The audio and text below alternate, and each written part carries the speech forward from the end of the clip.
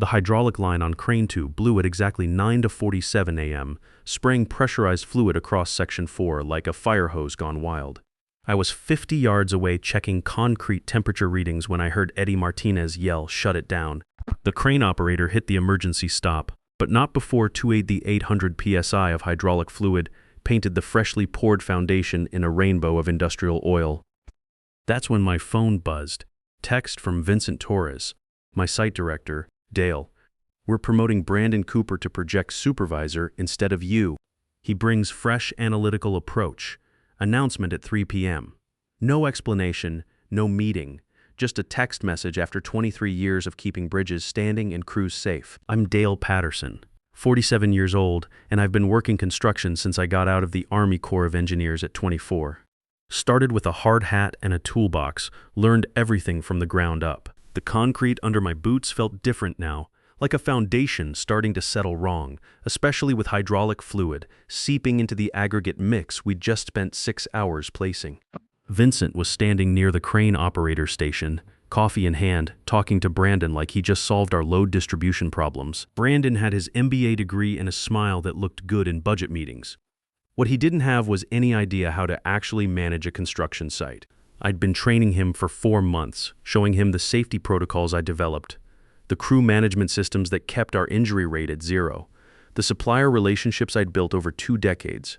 He took notes, asked smart questions, and apparently decided my job looked better than his. The hydraulic failure wasn't random. I'd been tracking pressure variations in that line for 3 weeks, noting temperature spikes during peak load operations. Standard procedure called for replacement at 5,000 operating hours. Experience said this particular crane needed service at 4,200 hours because of the way our crews ran continuous pours. I'd submitted 3 maintenance requests. Brandon had denied them all, citing cost optimization and data-driven maintenance scheduling. When I reached them, Vincent handed me an envelope. "Thanks for mentoring Brandon," he said. "He's really absorbed your systematic approach. My systematic approach, that's what we were calling it now." I opened the envelope while they watched. Inside was a performance review and a lateral transfer to senior technical advisor. Same pay, less authority, and a trailer office instead of the main site office. They wanted me to train my replacement and then step aside quietly. I folded the papers and put them in my vest pocket. "When does this take effect?" Monday, Vincent said. "Brandon's got some exciting efficiency projects lined up." Efficiency projects using the safety documentation I'd spent years developing. The crew scheduling that kept our timeline 2 weeks ahead, the equipment maintenance protocols that prevented the kind of accidents we were looking at right now. The hydraulic spill would cost us 8 hours of cleanup, environmental reporting, and concrete replacement. The kind of preventable failure that happens when you ignore institutional knowledge in favor of spreadsheet management. My wife Nancy had been expecting this promotion. We talked about it over dinner for months.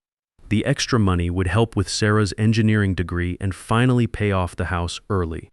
Now I'd have to explain why 23 years of keeping people safe wasn't enough. But here's what they didn't know. For the past 6 months, I'd been having conversations with Carl Wilson, who runs a family construction operation about 30 miles south called Wilson Contracting. Started as vendor meetings, turned into something more. Carl appreciated old-school reliability over spreadsheet projections. That afternoon, I cleaned out my office. 23 years of documentation, supplier contacts, safety improvements, and crew management guides went into boxes. Not because I was bitter, because it was mine. Developed on my own time with my own experience. Never formally documented in company systems. The preventive maintenance schedules I'd created. Personal notes based on watching equipment fail.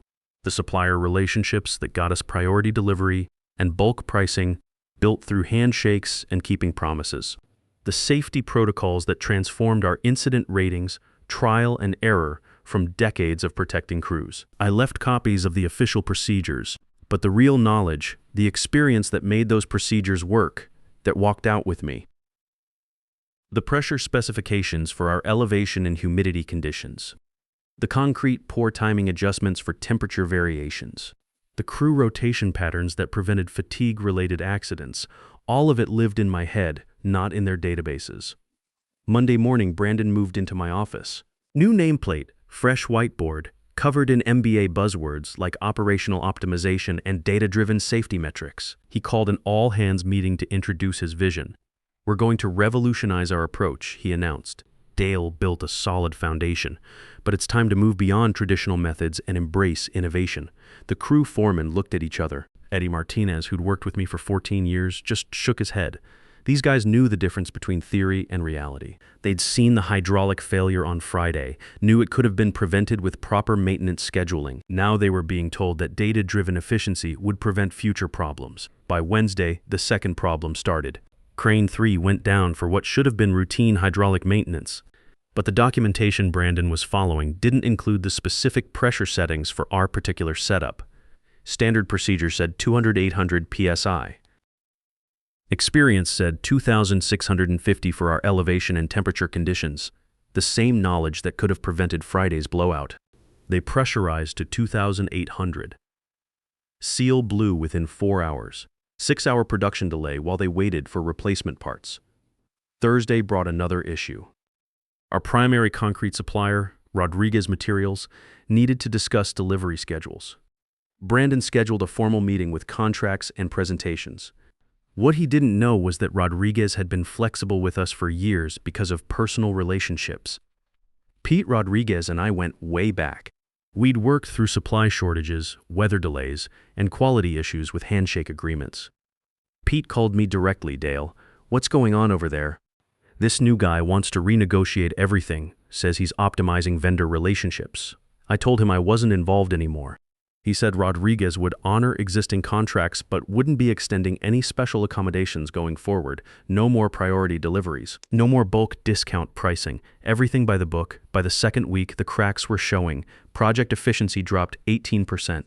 Equipment downtime increased because they were using generic procedures instead of equipment-specific protocols. 2 suppliers stopped offering preferred pricing. Eddie started texting me updates, not because I asked, but because he was watching 23 years of systems work fall apart in real time. He's got consultants coming in, he wrote, going to analyze our processes and recommend improvements. The same processes I'd built through years of trial and error. Now they'd pay consultants $250 an hour to tell them what they already had. Meanwhile, I was settling in at Wilson Contracting. Carl's operation was smaller but smarter. Family-owned, 3 generations of building quality infrastructure without the corporate nonsense. When I explained what I could bring to their operation, Carl didn't ask for presentations or data projections. "Show me," he said. I spent 2 weeks analyzing their workflow, identified bottlenecks they'd been working around for years, proposed modifications to their equipment maintenance program, suggested supplier consolidation that could cut material costs 15%. Carl gave me free rein. "You've been doing this longer than my boy's been alive. Make it work." And it did work. Within a month, we'd improved their project efficiency 14%, cut equipment downtime by 40%, streamlined their supply chain so materials arrived when needed, not when convenient for suppliers. The best part, Carl offered equity, not just a job, but ownership stake in improvements I created. After spending 23 years making other people wealthy with my expertise, someone finally wanted to share the upside. Back at my old site, things kept deteriorating. The consultants finished their analysis and recommended implementing optimized safety management protocols. Basically, they reverse-engineered my old systems, gave them fancy names, and charged $120,000 for the privilege. But implementation was a disaster. The consultants understood theory, not application. Equipment that needed specific handling got generic treatment. Suppliers that required personal relationships got form letters. Eddie's updates got more frequent. Second crane failure this month. Vincent's looking stressed. Brandon's blaming legacy equipment and inherited inefficiencies. That's what they were calling 23 years of keeping that site running safely and profitably. The breaking point came during their 3rd month of consultant-driven improvements. Section 4 foundation pour went completely wrong. Not routine problems, but catastrophic concrete failure that should have been prevented by proper temperature monitoring.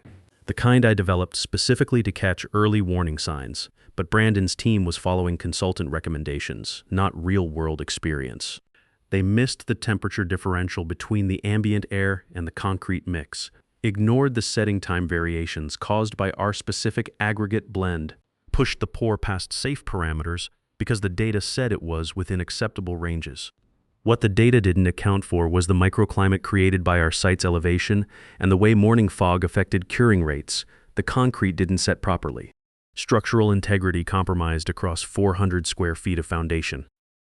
18-hour delay, emergency concrete removal, overtime crews working through the weekend. Customer penalty clauses that triggered contract reviews. The kind of cascading failure that happens when you replace institutional knowledge with theoretical frameworks.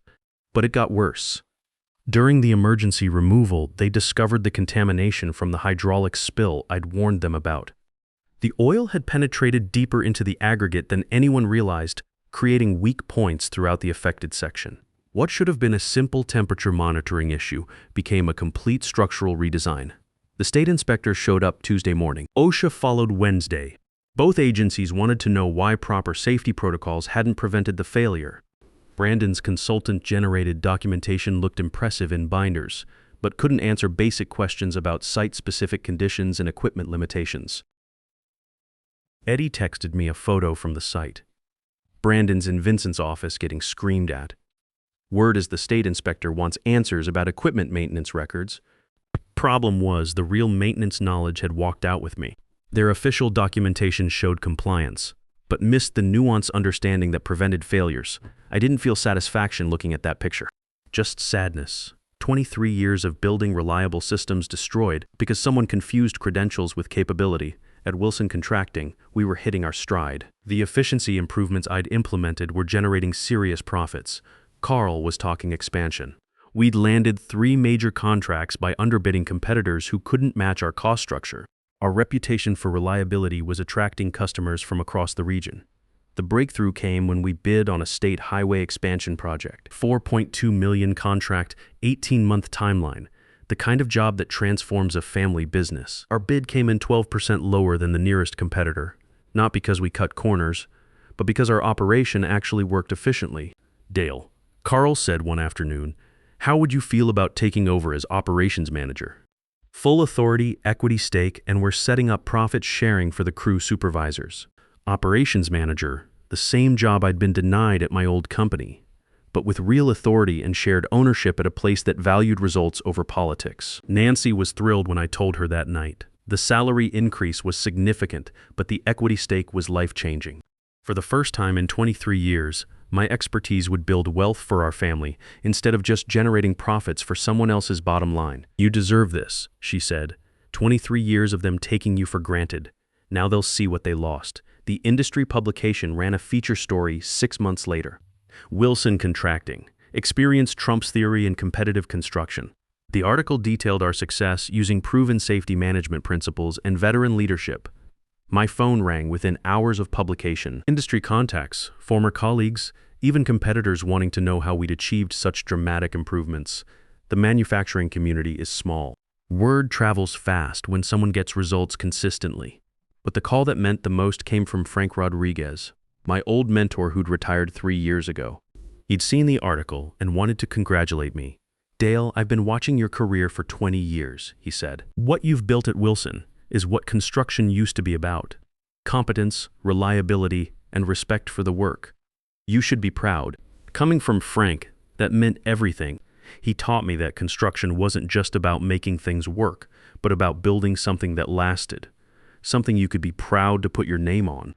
Frank had worked 35 years without a single safety violation, the kind of record you don't achieve through luck or shortcuts. Meanwhile, back at my old site, the situation was becoming desperate. The state investigation had expanded beyond the concrete failure to examine their entire safety management program. OSHA was conducting random equipment inspections, finding violations that proper maintenance would have prevented. Insurance premiums were skyrocketing as claims multiplied. Eddie's updates painted a picture of systematic collapse. 3rd equipment failure this month. They brought in another consulting firm to assess the damage from the first consulting firm's recommendations. Vincent's announcing early retirement next month.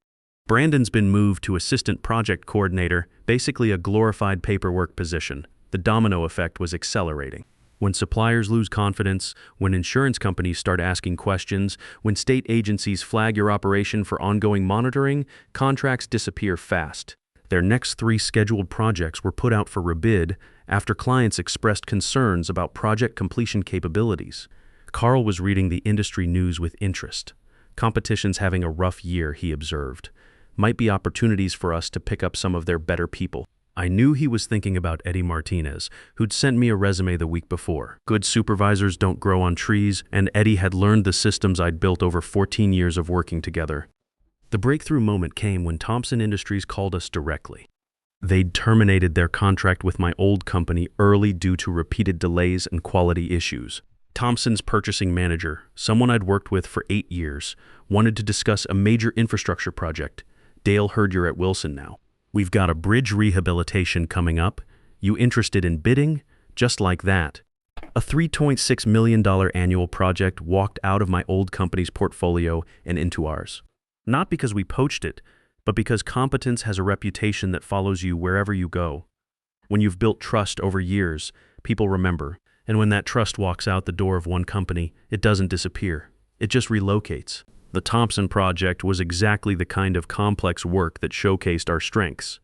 Multiple phases, strict safety requirements, coordination with state transportation departments, the kind of job that separates real contractors from bid chasers. We'd be rehabilitating a 60-year-old bridge while maintaining traffic flow, working with weight restrictions and environmental constraints that required experienced judgment, not theoretical solutions. Within 8 months of joining Wilson, I was watching my old company struggle with problems I could solve with a single phone call. Equipment failures were constant because they'd abandoned the maintenance protocols that actually worked in favor of consultant recommended optimization. Project delays were affecting customer relationships. They'd burned through 4 different consulting firms trying to solve problems that required institutional knowledge, not theoretical frameworks. The final straw came when their biggest customer, Morrison Construction Supply, terminated their long-term aggregate contract. Quality issues, delivery delays, and communication problems had eroded a relationship that took years to build. Morrison's operations manager called me the day after they canceled. Dale, we heard about your move to Wilson. Any chance you'd be interested in handling our specialty concrete needs? Morrison represented $1.8 million in annual business. Steady work. Reliable payments. The kind of foundation that allows a company to take calculated risks on bigger projects. Their decision to follow me to Wilson wasn't just about personal relationships, though those mattered. It was about demonstrated competence over 2 decades. Then came the call I'd been expecting but dreading. Vincent's number showed up on my phone at 8:30 on a Thursday morning. Dale, we need to talk. Can you come in today? I could hear the desperation under his professional tone. Production problems were becoming cost overruns. Customer complaints were turning into contract reviews. The board was asking questions Vincent couldn't answer. I've got 30 minutes at 2 p.m., I told him. When I walked into his office that afternoon, Vincent looked like he'd aged 5 years and 8 months. Brandon was there too, laptop open, looking defensive. The confident MBA smile had been replaced by the hollow stare of someone watching their theories collide with reality. We're having some operational challenges, Vincent began. Transition issues. We were hoping you might consult on some technical matters. Technical matters. They wanted to hire me back as a contractor to fix the problems created by replacing me. What kind of technical matters? I asked. Brandon jumped in. We're experiencing some equipment reliability issues and supplier relationship complications. Your institutional knowledge could help us optimize our troubleshooting protocols. Institutional knowledge. Supplier relationship complications. He was describing the collapse of everything I'd built, using MBA language to avoid saying they'd made a mistake. You want me to fix the problems you created by getting rid of me? I said. Vincent shifted uncomfortably. It's not that simple, Dale. We value your expertise. We're prepared to offer competitive consulting rates. What rates? $200 an hour. Short-term basis. I almost laughed. They were willing to pay me $200 an hour to rebuild systems I'd maintained for years at my regular salary. And when I finished, Brandon would get the credit for turning around operational challenges. I appreciate the offer, I said, but I'm not available. Vincent's face went pale. Dale, be reasonable. We can work something out. I'm being reasonable, I said. You decided you didn't need my expertise. Turns out you were wrong. That's not my problem anymore. I left that meeting knowing they were in real trouble. Equipment failures were increasing. Costs were climbing. Customer satisfaction was dropping. Their solution was to throw consulting dollars at problems that required experience, not theory. 3 weeks later, Eddie texted me with news that made everything clear. Brandon got fired today. Board meeting this morning. Vincent's announcing early retirement next month. The house of cards had finally collapsed. Not because I pushed it, but because I walked away with the foundation. At Wilson Contracting, we were preparing for our biggest expansion yet. The success we'd achieved in the first year had attracted attention from a major automotive consortium. They wanted to discuss a long-term partnership for infrastructure development that would triple our production capacity. Carl called me into his office the morning before the meeting. "Dale, this is your show. You built what they want to buy. I want you to lead the negotiation." Leading negotiations, making strategic decisions, having my expertise recognized and rewarded. Everything I'd been denied at my old company was becoming reality at Wilson. The automotive consortium meeting went better than expected. They'd done their homework, researched our efficiency improvements, talked to our customers. What impressed them most wasn't our equipment or facilities, but our operational consistency. "Your reliability metrics are exceptional," their lead negotiator said. 14 months of on-time delivery, 0 safety violations, industry-leading cost structure. "How do you maintain that level of performance?" "Experience," I told him. "We don't chase theories, we solve problems." They offered a 5-year partnership worth $15 million annually. Guaranteed volume, premium pricing, and profit-sharing incentives for meeting performance targets. The kind of deal that transforms a family business into an industry leader. That night, Nancy and I celebrated over dinner at the steakhouse where we'd had our first date 25 years ago. The equity stake I'd earned at Wilson was now worth serious money. Sarah's engineering degree was covered. The mortgage would be paid off within 2 years. Financial security I'd never imagined was suddenly within reach. "You know what the best part is," Nancy said? "It's not the money. It's seeing you respected for what you do instead of taken for granted." She was right. For 23 years, I'd been treated like a necessary expense instead of a valuable asset. Now my expertise was generating wealth instead of just preventing problems. 2 months later, I got a call that brought everything full circle. The private equity firm that had bought my old company after its collapse wanted to meet. They'd heard about my track record at Wilson and were interested in hiring me to turn around their struggling acquisition. "We understand you built the original systems," their representative said. "The facility has potential, but it needs experienced leadership. We're prepared to offer significant compensation for your expertise." They wanted to pay me $250,000 base salary plus performance bonuses to rebuild what I'd already built once. The irony was perfect. They destroyed my life's work, then offered to pay me premium rates to recreate it. "I'm not interested," I told them. That facility had its chance with my systems. They chose differently. "Mr. Patterson, be practical. This could be very lucrative for you. It's not about money," I said. "It's about respect." That place never valued what I brought to it.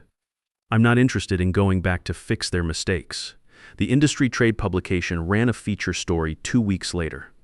Wilson Contracting experienced Trump's theory in competitive construction.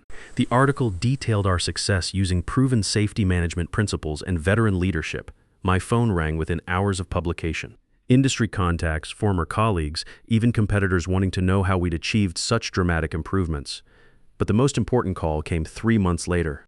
Carl walked into my office with news that changed everything again. "Dale, I've been thinking about succession planning. My son's more interested in law school than construction. Would you consider becoming my partner? Full 50-50 ownership after a 3-year transition period." Partnership, not employment. Ownership, not just salary. After spending 23 years making other people wealthy with my expertise, someone wanted to share the equity I created. "What would that look like?" I asked. "You buy in at current valuation, which your profit sharing has more than covered. We restructure as Wilson Patterson Construction. You take over day-to-day operations. I handle strategic planning and customer relationships. We build this thing together. Wilson Patterson Construction, my name on the building. My expertise creating wealth for my family instead of just preventing problems for someone else's company." That night, Nancy and I sat on our back porch talking about the offer. Sarah was finishing her junior year in engineering with no student loans. The mortgage would be paid off next year, 15 years early. "What do you think?" I asked her. "I think you've earned this 10 times over," she said. 23 years of them taking you for granted, and now someone wants to make you an equal partner. That's what respect looks like. 4 months later, the sign went up. Wilson Patterson Construction. My name in letters 4 feet tall, visible from the interstate. 47 years old, and finally building something that belonged to me. Today, I'm sitting in my office at Wilson Patterson Construction reviewing expansion plans for our new highway division. On my desk is a framed photo of our Thompson Bridge project completion and a copy of the industry magazine cover. We've grown from 32 to 89 employees, maintaining our zero accident safety record across $18 million in annual contracts. My old site is now a shopping center. Target anchors one end, chain restaurants fill the middle. The foundation I maintained for 23 years now supports people buying groceries and eating lunch. But that's their story. Mine continues every morning at 6 a.m. when I walk through our equipment yard, checking machinery, talking to operators, solving problems that textbooks never mentioned, building something solid, something lasting, something I can put my name on with pride, because in the end, that's what construction is really about. Making things work, keeping promises, and respecting the people who do the actual work. And sometimes, if you're persistent enough, the respect comes back to you in ways that change everything. And the best part, when you build your reputation on solid ground, it doesn't just follow you, it multiplies everywhere you go.